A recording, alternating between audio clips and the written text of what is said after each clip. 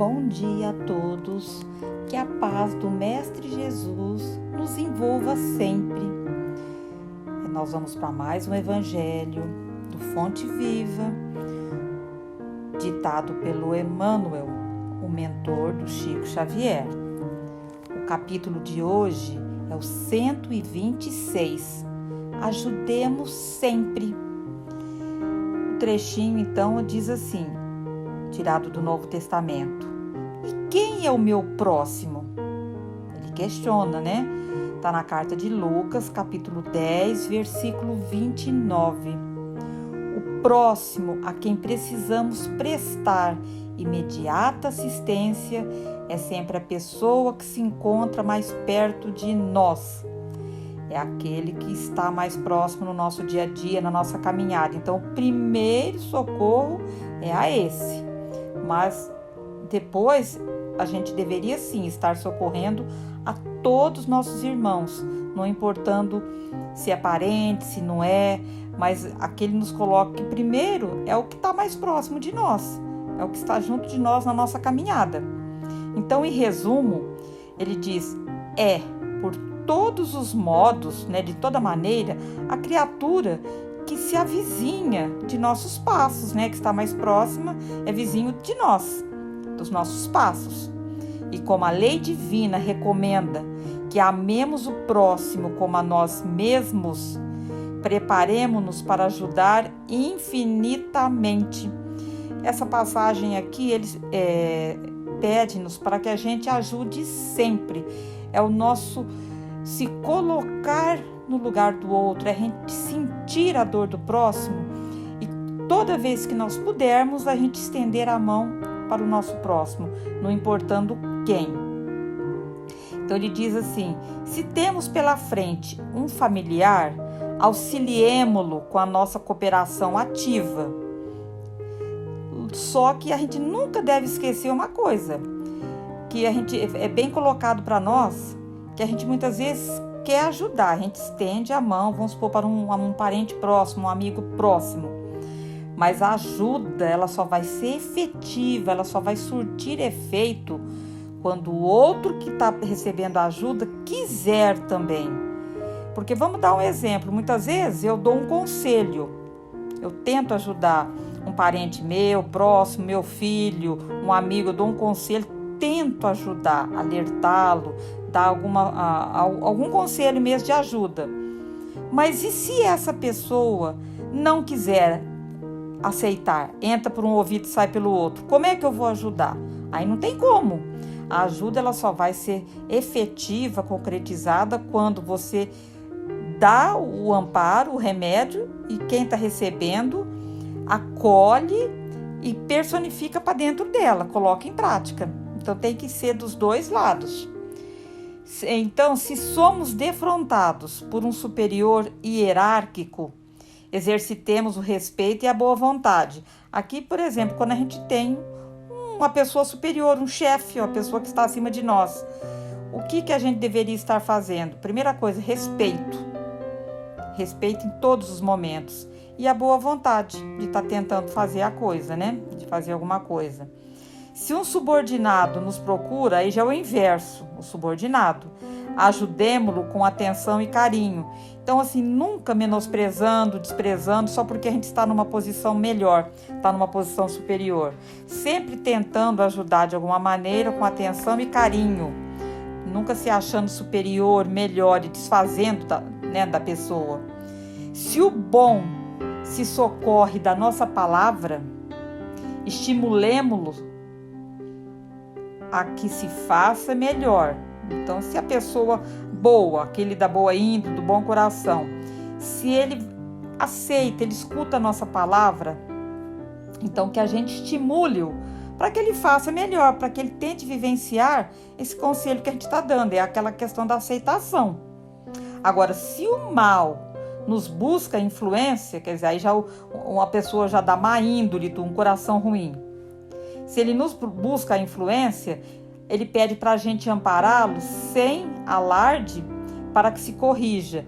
Mas aí vai ter que entrar muita compreensão, muito despertamento nosso muitas vezes nós não estamos ainda preparados para esse socorro, mas aqui ele nos alerta para a gente tentar fazer isso. Isso aqui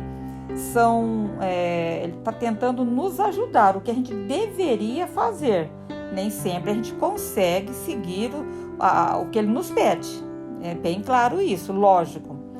Então ele coloca assim: se há cristianismo em nossa consciência, quer dizer, quando a gente tem a questão do cristianismo de Cristo dentro da nossa consciência, a gente de alguma maneira vivencia e entende o que Jesus deixou para nós e a gente tenta vivenciar. Então o que acontece? O cultivo, quando a gente coloca esse exercício sistemático da compreensão e da bondade, ele vai ter a força de lei em nossos destinos. Quando eu tenho sim dentro de mim, dentro do meu coração, dentro da minha mente, da minha consciência, o cristianismo, essa parte de que Jesus veio nos pregar, desse amor incondicional, dessa solidariedade, dessa fraternidade, dessa boa vontade. Isso tem que estar, deveria estar dentro do nosso coração, da nossa consciência. Agora, um cristão, ele nos alerta o seguinte, que um cristão sem atividade no bem é um doente de mau aspecto, pesando na economia da coletividade. Porque muitas vezes a gente tem algum conhecimento, a gente não é pessoas do mal, a gente tem até o coração bom, mas a gente fica inerte, parado e não faz nada, nós vamos estar servindo para quê? Um peso na sociedade, porque a gente não está auxiliando em nada. E quanto mais pessoas se unirem e cada um fazer alguma coisa pelo próximo, com certeza o mundo vai ficar melhor.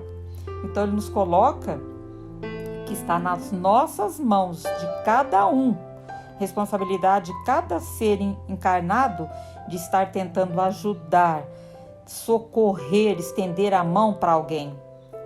No Evangelho, a posição neutra significa menor esforço. Com Jesus de perto, agindo intensivamente junto dele, ou com Jesus de longe, retardando o avanço da luz. Quer dizer, quando você tem Jesus mais dentro de você, quando você tem ele perto de você, você vai caminhar mais fortalecido e evoluir mais. Você vai ser mais luz para o mundo, para as pessoas. Quando você tem Jesus longe, você não tem essa religiosidade, essa espiritualidade dentro de você, você vai retardar mais a sua evolução, a sua luz. E sabemos que o Divino Mestre amou e amparou, lutou em favor da luz e resistiu à sombra até a cruz. Jesus vivenciou tudo isso que ele nos pregou. Ele não ficou só na palavra, ele vivenciou em todo momento, né? Em todos os momentos. Ele não criticou ninguém, ele não apontou o dedo para ninguém. Ele conseguiu, através dos seus exemplos, da sua vivência, mostrar o que é o verdadeiro amor, o que é a verdadeira caridade. É lógico que a gente talvez não consiga ainda seguir tudo que ele nos deixou. Mas se ele nos deixou isso, é para que de alguma maneira a gente tente vivenciar, sim. A gente pode talvez demorar para chegar até ele, mas nós temos aí um caminho, temos um exemplo a ser seguido.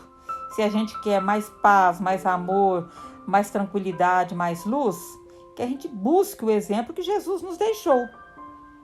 Então, diante, pois, do próximo que se acerca do teu coração, quer dizer, diante do nosso irmão que está perante nós, que está junto do nosso coração, a cada dia, lembra-te sempre, ele nos recomenda, de que está situado na terra para aprender e auxiliar. Volta a colocar que nós estamos aqui para quê?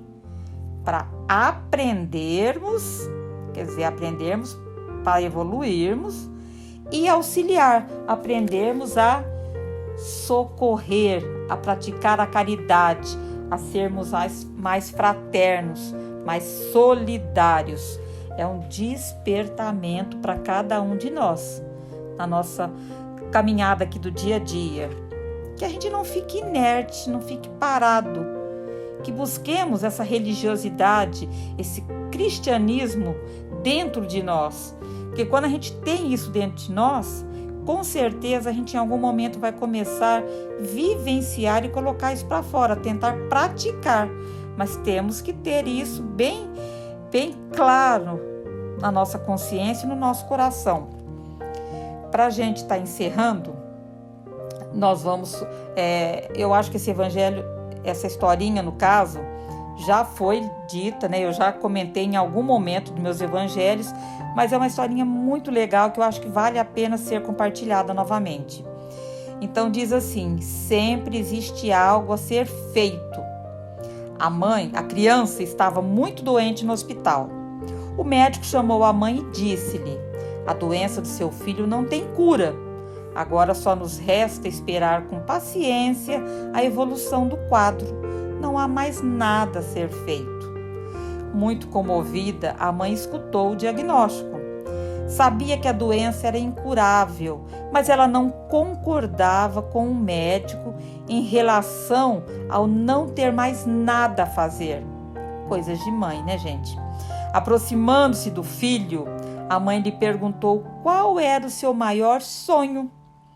Aí ele disse: eu gostaria de poder andar num carro de bombeiro. Ao ouvir aquelas palavras, a mãe resolveu realizar o sonho do filho. Foi até o corpo de bombeiros e expôs a situação para o comandante, que muito solícito, né? Falou: não só vou levá-lo para passear, como também vou torná-lo bombeiro por um dia, disse o comandante. E assim foram buscar o menino no hospital. Vestiram-lhe um uniforme completo do seu tamanho e levaram-no para as atividades do dia. Colocaram um uniforme nele e levou ele junto com a corporação para fazer as atividades do dia. Os olhos do menino brilhavam de tanta alegria. No fim da tarde, a criança voltou ao quarto no hospital com um semblante de felicidade. Dias mais tarde, quando o menino estava muito mal, já para morrer, a mãe telefonou para os bombeiros a fim de comunicar-lhes que a criança estava partindo. Como se diz, estava chegando a hora dele. Mais do que depressa, o chefe de bombeiros reuniu alguns colegas.